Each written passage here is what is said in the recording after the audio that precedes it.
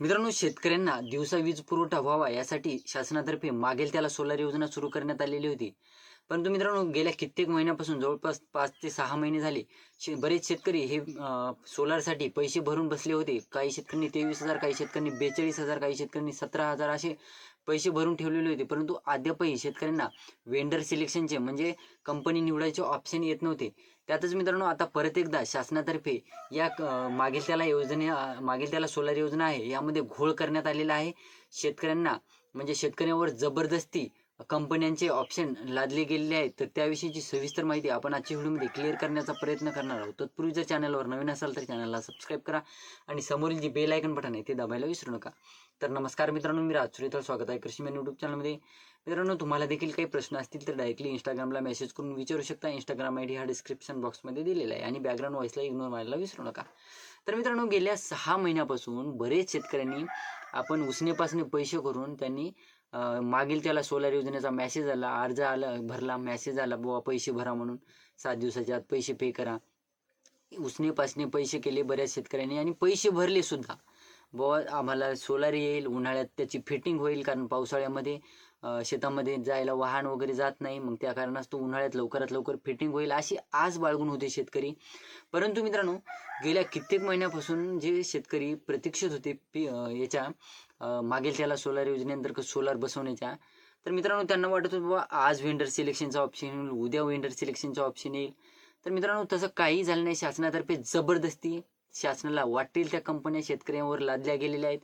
ज्या शेतकऱ्यांना पैसे भरले होते अशा शेतकऱ्यांना जबरदस्ती, ओपन झालं, ओबीसी झाले कॅटेगरीचे बऱ्याच शेतकऱ्यांना किंवा इतर कॅटेगरीच्या सुद्धा शेतकऱ्यांना ऑटोमॅटिक कंपनी निवडून देण्यात आलेली आहे. ज्या अंतर्गत त्यांच्या म्हणजे शेतकऱ्यांना, जे शेतकरी शक्ती झालं किंवा इतर इकोजन वगैरे अशा ज्या चांगल्या प्रचलित कंपन्या आहेत, अशा कंपन्यांच्या प्रतीक्षेत वेंडर सिलेक्शन ज्या यादीमध्ये चांगली कंपनी येईल, शक्ती, टाटा वगैरे, आणि आम्ही त्यानंतर त्याच कंपन्या निवडतील अशी शेतकरी आज बाळगून होते. पैसा मोजला शेतकऱ्यांनी, उसनेपासने करून पैसे भरले. परंतु मित्रांनो, शेतकरी प्रतीक्षेतच होते वेंडर सिलेक्शन येईल का, आणि वेंडर सिलेक्शन न देता ऑटोमॅटिक शासनातर्फे शेतकऱ्यांना वाटेल ती कंपनी, तालुका वाईज, जिल्हा वाईज वाटेल ती कंपनी शेतकऱ्यांची निवडून देण्यात आलेली आहे. आणि त्यांचे सर्वे वगैरे करून घ्या लवकरात लवकर अशी त्यांना मेसेज देखील गेलेले आहेत. एकंदरीत बघायचं झालं मित्रांनो, बऱ्याच शेतकऱ्यांना आता म्हणजे काय झालेलं मित्रांनो, आता याच्यामध्ये शासनातर्फे हे ऑटोमॅटिक कंपनी सिलेक्ट करून देण्यात आलेली आहे. परंतु मरण आलं ते ऑनलाईन सेंटरवाल्यांचं. ते कसं सांगतो मित्रांनो, ज्या शेतकऱ्यांनी ज्या ऑनलाईन सेंटरवर फॉर्म भरले होते, तर त्या शेतकऱ्यांना आता असं वाटत आहे की बाबा या ऑनलाईनवाल्यानंच आपल्याला कंपनी निवडून दिली. काही शेतकरी काय म्हणत होते ऑनलाईनवाल्याला की बुवा आम्हाला ही कंपनी आली की सांगा, आम्हाला ही कंपनी निवडायची, किंवा प्रत्येक शेतकऱ्याचा जे MKID वगैरे म्हणा किंवा MTID म्हणा, ते शेतकऱ्यांच्या ऑनलाईन सेंटरवाल्याकडे होते.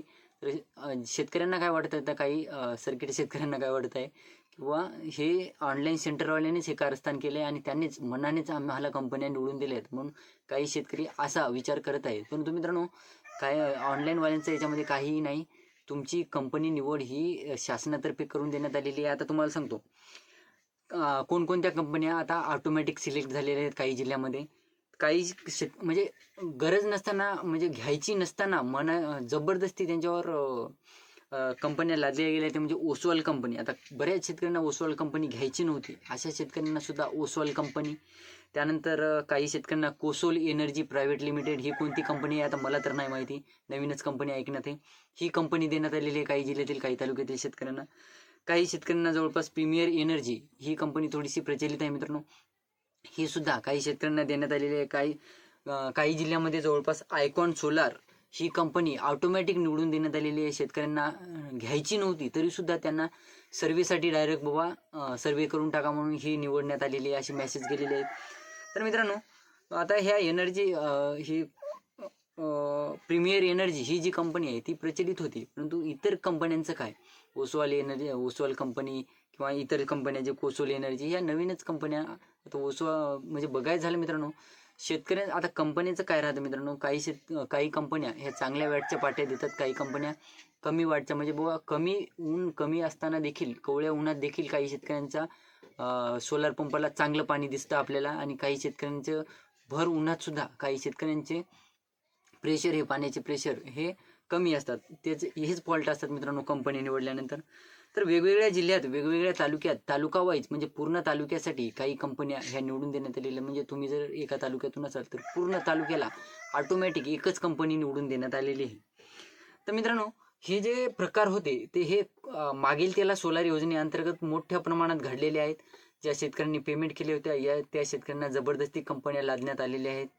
आणि मित्रांनो हा प्रकार कुसुम सोलार योजनेमध्ये कुठेही आढळून आला नव्हता. कुसुम सोलार योजनेमध्ये शेतकऱ्यांना वेळेवर वेंडर सिलेक्शन व्हायची, पेमेंट केल्यानंतर 8 ते 10 दिवसात वेंडर सिलेक्शन व्हायची वगैरे वगैरे अशा बऱ्याच गोष्टी कुसुम सोलार जी योजना होती ती व्यवस्थित चालायची, सिस्टमॅटिक चालायची, शेतकऱ्यांना जे पाहिजे त्या पद्धतीनं चालायची. परंतु मित्रांनो इथे मागील त्याला सोलार योजने, आता हे राज्य सरकारचा हे एवढा मोठा PM कुसुम योजना ही केंद्र सरकारची होती, तिथे कुठलाही प्रकारचा घोळ आढळून आला नव्हता. परंतु मित्रांनो मागील त्याला सोलार योजना ही राज्य शासनच घोळाचं आहे. त्या कारणास्तव राज्य शासन घोळाचं असल्या कारणास्तव राज्य शासनाच्या योजना सुद्धा घोळाच्याच आहेत असं निदर्शनात आलेलं आहे. त्या कारणास्तव मित्रांनो मागील त्याला सोलार योजना सुद्धा घोळच दिसून आलेला आहे. तिथे त्या वेबसाईटवर गेल्याच्या नंतर थोडेसे बदल करण्यात आलेले आहे. शेतकऱ्यांना तक्रार करण्याचा ऑप्शन आलेला आहे. काय करायचं मित्रांनो तक्रार करून? तुम्ही जर ऑटोमॅटिक तुम्ही कंपन्या शेतकऱ्यांवर लादत असाल तर मग तक्रारी करायच्या कुणाकडे? तुम्ही शेतकऱ्यांवर जबरदस्ती करत असाल तर मग तक्रार करून आम्ही फायदा तरी काय शेतकऱ्यांनी? असा देखील प्रश्न आहे मित्रांनो. तर एकंदरीत बघायचं मित्रांनो तर आता काही शेतकऱ्यांचे मेसेज येतील किंवा कमेंट येतील किंवा आम्हाला ही कंपनी निवडायची किंवा आम्हाला कंपनी निवडायचे ऑप्शन कधी येतील वगैरे वगैरे. तर मित्रांनो आता तुम्ही जर इतर जिल्ह्यातून असाल आणि तुम्हाला अद्याप हा प्रकार उघडकीस आला नसेल तर काळजी करू नका मित्रांनो. प्रत्येक जिल्ह्यामध्ये हा प्रकार घोळ होणार आहे. प्रत्येक जिल्ह्यातील शेतकऱ्यांना आता स्वतःच्या मनानं कंपनी निवडायचं ऑप्शन येणार नाही. वेंडर सिलेक्शन ऑप्शन तर दाखवत आहे ज्या शेतकऱ्यांना, आता काही जिल्ह्यातील शेतकऱ्यांना ऑप्शन चेक केल्यावर दिसत असतील किंवा वेंडर पुरवठादार कंपनी वगैरे यादी नाही वगैरे असे काहीतरी येत असेल तिथे. परंतु मित्रांनो काळजी करण्यासारखं काही नाही. शासनातर्फे प्रत्येक शेतकऱ्याला समानपणे घोळ लादण्यात आलेला आहे, त्यांच्यावर जबरदस्ती करण्यात आलेली आहे. ज्या कंपन्यांचे नाव कधी ऐकलं नव्हतं अशा कंपन्या सुद्धा शासनातर्फे आता शेतकऱ्यांना निवडून देण्यात आलेल्या आहे. म्हणजे एकंदरीत बघायचं झालं मित्रांनो मागील त्याला सोलार योजनेअंतर्गत काय सांगण्यात येतो, शासनातर्फे घोषणा काय करण्यात आलेली किंवा शेतकऱ्यांना दिवसा वीज पुरवठा व्हावी, या लाईटचं जे आपण जे वीज वापरतो त्या वीजवर जास्त लोड कमी येणारा लोड जे आहे आता भिजवणीच्या काळामध्ये जे लोड येत असतो ते लोड कमी करण्यासाठी. आता मित्रांनो जर चांगल्या कंपन्या नसतील, कंपन्यांचं चांगलं मटेरियलच नसेल तर मग मित्रांनो ते तुमचं जे सोलार आहे ते काहीच नाही, तुम्हाला फक्त शेतामध्ये तुमचा हौद भरण्यासाठी, पाणी भरण्यासाठी, बैलांना पाणी पाजवण्यासाठीच कामी येणार आहे. कारण की जर त्या कंपन्या जर व्यवस्थित नसतील, त्या कंपन्यांच्या पाट्यामध्ये दमच नसेल तर तुम्हाला प्रेशरच देणार नाही. आणि प्रेशर नसेल तर तुमचं जे या टोकाचं त्या टोकाला जर पाणी तुम्हाला न्यायचं असेल तुमचं भिजवण्यासाठी तर ते जातच नसेल तर तुम्हाला एकतर शासनातर्फे वीज कमी करण्यात येणार आहे.